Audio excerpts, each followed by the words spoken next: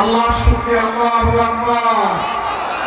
ইসলামাবাদ থেকে শুরু করে সমুদ্রের পাড়, জাফলং থেকে সুন্দরবন, টেকনাফ থেকে তেতুলিয়া, সকল জায়গায় আজকে মুক্তির পক্ষে, ন্যায়ের পক্ষে, ইনসাফের পক্ষে, মানবিক বাংলাদেশের পক্ষে গণজোয়ার সৃষ্টি হয়েছে।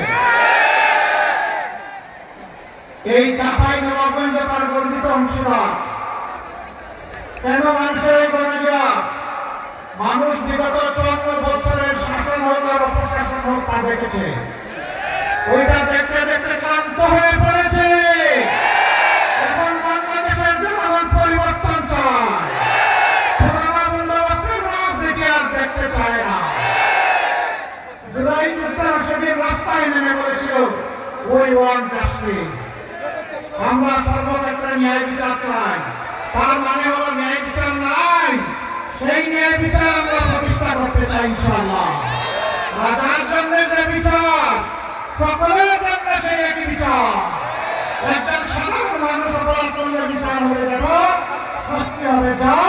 দেশের প্রেসিডেন্ট কিংবা প্রধানমন্ত্রী একই অপরাধ করলে তাদেরকেও ছাড় দিয়ে কথা বলা হবে না। সেই বিচার আমরা বাংলাদেশে কায়েম করতে চাই।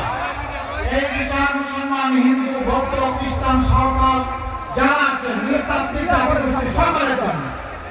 এই বাংলার আসমানের ছাদের নিচের জমিনের পরে যারাই বসবাস করে, বিচার ইনশাআল্লাহ আপনাদের জন্য সমান কায়েম করা হবে।